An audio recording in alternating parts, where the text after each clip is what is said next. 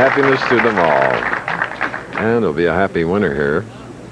And it'll be a hard-earned victory because after 56 games, we had 5 finalists. Now we're down to only 2.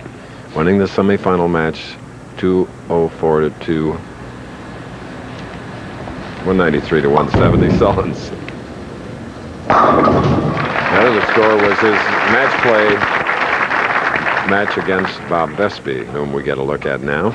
Nice young man, 5'11", 170, 23 years old, did not bowl in the AC Delco Classic, Bo. Well, this is really his first experience as a full-time national tour member, and very confident. He charged last night. Let's see what he can do in the one-game match for all the money. Come on! Yes! From Plantation, Florida, which is just west of Fort Lauderdale. Bob Vespi, look at that cupped wrist. His thumb's only halfway in the ball. He brings it to the top of the swing. Then he bends that elbow to even get farther underneath it, just like palming a bowling ball, Chris. Then he sends it real wide very confidently. Look at this grip. Fingers all the way in, thumb just barely in, cupped all the way back in his wrist. Remember Jimmy Keith, the first real power player that did that? Well, this fellow's got it under control. Another Florida player. Oh, yeah, baby. Yes, baby. He is wearing a wireless microphone. He bowled Harry Sullins in the 56th and final game and defeated him last night for the tournament lead, and he was very vocal about it, and it looked like it kind of intimidated Sullins. Let's see what happens here in the early going. A very confident Bob Vespi out with 2 strikes. And this stay even, and he must strike here on the right lane. All right, there's the answer. Harry Sullins, Bob Vespi.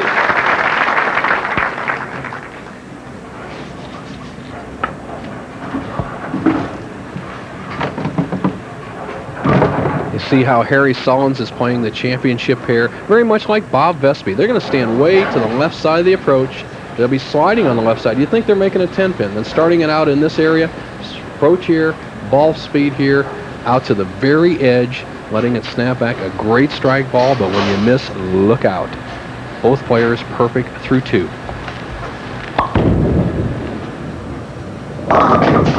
High hit. In disgust, Harry Sullins walks away, having left to 3, 6, 8, 10. About the toughest spare that the pros can shoot. They hate to shoot this spare because you can chop the 3, 9 off the 6, 10. You got to send it wide to the right-hand channel. Here's how you should make it. Get the ball out wide, let it break through the 3, 6, carry out the 9 and 10 pins. Let's see what Sullins does right here in the 3rd. El channel. Well, when you're throwing that big a hook, Chris, if you give it enough room to convert the spare, it's got to go in the channel. If he doesn't give it that much room, it's going to hook by the head pin. Believe it or not, Vespi did that exact same thing in the 2nd frame of the 56th and final game last night and has recovered with a bunch of strikes. But that's inexcusable. You've got to change your shot a little bit. He has opened the door for this young man. 3rd frame. In lead by 32. Come on, baby.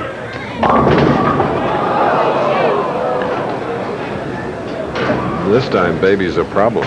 You betcha. 2, 8, 10. Oh, my goodness. What do you do here? Well, you just got to shoot at the 2, 8 right here, Chris, and just hope something that bounces out into the 10. Get the pin count. Remember, on the double, Sullins missed them all and has only got 48 in the 3rd. If he can get 2 of them, he'll still have a nice lead, less than a half a mark. All right. So now 2 open frames, 1 by each. Bob Vespi shared with us his path to the PBA Tour. Well, I started in junior leagues. It was AJBC then, now it's YABA. I bowled a couple of years there.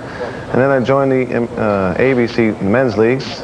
And last year I joined the PBA and bowled all year in the regionals. And I had quite a bit of success, and I attained a sponsor. And I'm going to go out this year and hopefully I win a day and I will just start my 12th career. Okay. After the open, Bob Vespi with a booming strike. A baby, he calls it.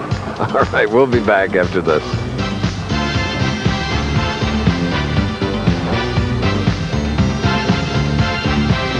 Minutes while we were away, Harry Sullins doubled, making this match a beaut. Now Bob Vespi looking for that double. Trouble. Which rhymes with double and not so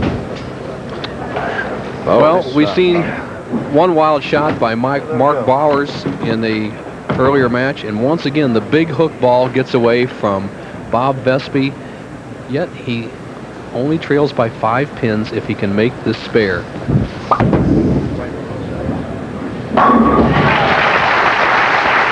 Vespi was second in the National Resident Pro Championship in Corpus Christi last year, earning $29,000, looking for his first win, though, and look at that score sheet.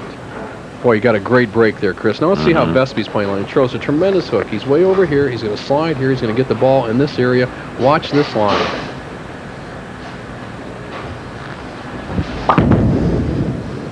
Oh! Come on, Bob. More big trouble. What a big player, crank player, has to do like that is send the ball right out to the channel every time. Take your chances. Chris Warren had the right idea. Vespi has to get the ball over here, slide the 4 into the 10, a very difficult shot, and he can't make it with the big hook ball. He's got to throw it hard and straight. I don't know what that was. Where was he aiming? I don't know. That's a practice shot for a strike ball on the right lane. Wow, this match is out of control.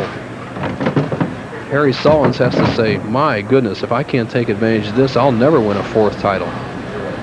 With a double up. There he is. Leads by 19, can make it 29. Golden opportunity, 6 frame.